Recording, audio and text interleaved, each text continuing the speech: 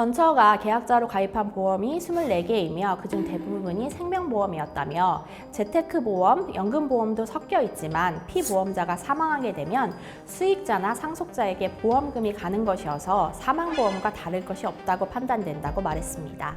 안녕하세요. 최근 김명만 씨 전처가 7억을 빼돌렸다는 이슈가 있었는데요. 현재 가정폭력 의혹을 받고 있는 김명만 씨와 전처의 7억 이슈와 관련해서 한번 알아보겠습니다. 김명만 씨는 자신의 팬카페 회원이었던 A씨와 2010년 혼인신고를 했고 A씨의 딸을 친양자 입양으로 호적에 올렸습니다. 보도에 따르면 김명만 씨의 스케줄이 바빠지자 A씨의 집착이 발단이 돼서 2014년 12월부터 두 사람은 별거에 들어갔는데요. A씨는 김명만 씨가 정글의 법칙 등에 출연하며 해외 체류 기간이 길어지자 자신이 인감, 통장, 공인인증서 등을 모두 관리했고 생활비 명목으로 1,000만 원가량의 현금을 인출해 갔습니다. 2019년 김명만 씨는 경제권을 되찾기로 결심하고 은행을 방문해 OTP 카드를 재발급 받았는데요. A씨는 김명만 씨의 통장과 인감을 들고 총 4개 은행을 돌며 6억 7,402만 원가량의 현금을 인출했다고 김명만 씨 측은 주장했습니다. 2020년 8월 김명만 씨는 A씨를 상대로 이혼 및 재산분할, 손해배상 청구 소송을 제기했고 2022년 12월 재판부는 두 사람의 혼인관계는 회복할 수 없을 정도로 파탄됐다며 김명만 씨와 전처의 재산분할을 75%와 25%로 확정하고 A씨에게 김명만 씨에게 10억 원가량을 돌려주라고 판결했습니다. A씨는 이에 불복해 항소했으나 주장이 받아들여지지 않았고 항고를 통해 대법원까지 갔으나 기각돼 2023년 9월 7일 이혼이 확정됐습니다. 결국 두 사람은 2020년 이혼 소송을 제기했지만 2년 뒤인 2022년 12월 김명만 씨가 A씨를 특정경제범죄 가중처벌 등에 관한 법률 위반, 사기죠. 그리고 컴퓨터 등 사용 사기, 절도, 사문서 위조 사문서 행서 등의 혐의로 고소하면서 갈등이 더욱 불거졌습니다. A씨는 2년 뒤인 2024년 9월 23일 혐의 없음 결정을 받았고 이후 김명만 씨를 상습폭행, 가정폭력으로 고소했습니다. A씨는 상습적으로 맞았다. 너무 맞다 보니 당시엔 심각성을 몰랐다. 딸도 제가 맞는 장면을 4차례나 본 적이 있다고 주장했는데요. 그러면서 이혼 후의 갈등에도 모든 것을 안고 가고 싶었지만 김명만 씨가 방송에 나와 한 발언으로 자신에 대한 오해가 커질까봐 입장을 표명하게 됐다고 밝혔습니다. 이와 관련해 김명만 씨 측은 여러 언론을 통해 김명만 씨의 전처 폭행 혐의는 검찰 불기소로 끝난 일이라고 반박하며 전처가 주장하는 폭행 날짜를 보면 그 날짜에 김명만 씨는 해외에 있었고 그래서 불기소로 끝난 일이라고 무혐의라고 볼 수 있다고 입장을 전했습니다. 경찰은 가정폭력 범죄 처벌 등에 관한 특례법에 따라 A씨가 제출한 진료기록서 등을 근거로 지난 7월 24일 불기소 의견으로 검찰에 사건을 넘겼습니다. 김명만 씨 측에 따르면 전처가 사모니였고 김명만 씨는 초원이었다. 결혼 당시 전처는 초등학생 자녀가 있었다며 김명만 씨 호적에 올렸는데 이혼 소송이 끝났는데도 아이를 파양하지 않았으며 도리어 김명만 씨에게 파양을 조건으로 30억 원을 요구하고 있다.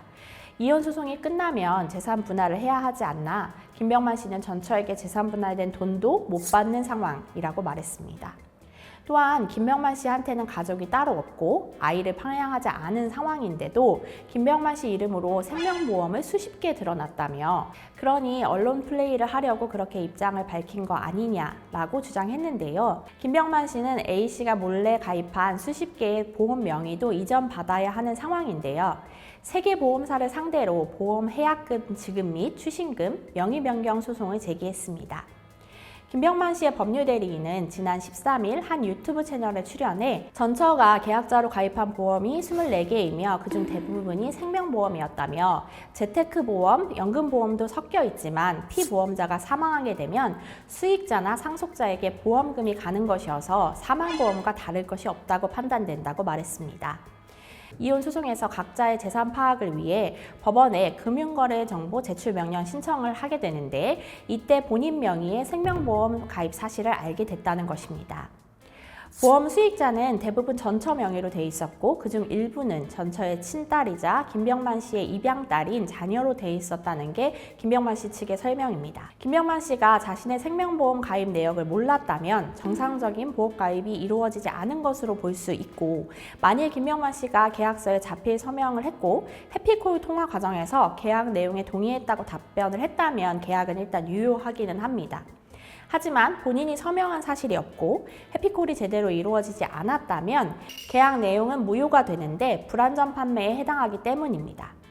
정말로 본인 모르게 가입이 됐다면 판매 과정에서 누락됐거나 대리 서명을 했을 가능성이 있다면서 피보험자 연락처를 허위로 기입해 해피콜이 정상적으로 이루어지지 않았을 수도 있다는 게 보험업계 측의 설명이기도 합니다.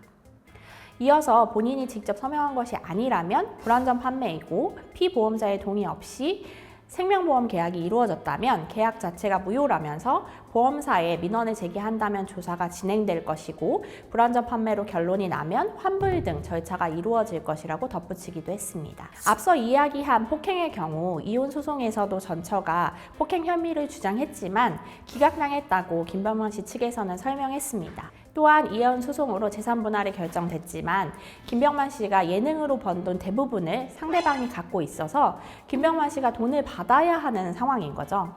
10억 원에 대해서는 손해배상 청구 소송에서 승소해서 재산 압류를 통해 김병만 씨가 배당을 받았고, 김병만 씨 측은 자신이 30억 원에 대한 권리를 포기해야만 전처가 딸을 파양해 주겠다고 버티고 있다고 전했는데, 전처도 이에 대해서는 팽팽하게 반박 의견을 내고 있어서 추이를 조금 더 지켜봐야 할 것 같긴 합니다.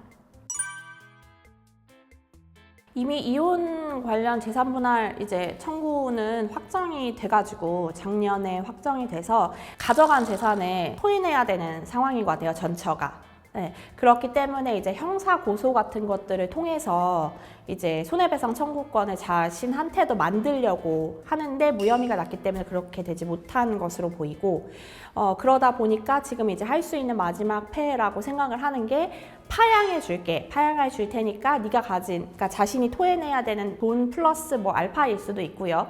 그 금액을 달라라는 얘기겠죠.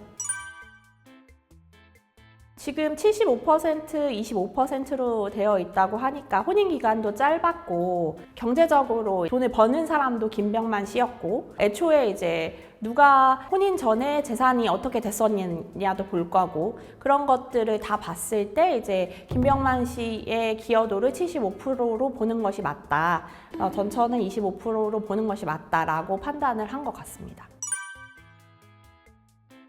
만약에 이게 진짜로 사문서 위조고 그렇다고 하면은 처벌될 수 있는데, 아까 이거는 또 혼인기간 중이었고 일정 부분 배우자로서 할 수 있는 범위 내였다라고 형사적으로는 봤던 것 같은데요. 그래서 무혐의가 전처한테도 났다고는 했는데, 어쨌든 본인이 그 과정에서 사인한 것도 아니고 해피콜도 한 적이 없고 모르고 있었고 라고 한다면 그 부분은 형사적으로 아내를 처벌할 수 있느냐랑은 별개로 또 명의를 이전받거나 이거를 환불받거나 보험사에서 환불받거나 할 수 있는 거기 때문에 그 지금 민사적인 부분이 진행되고 있는 걸로 보입니다.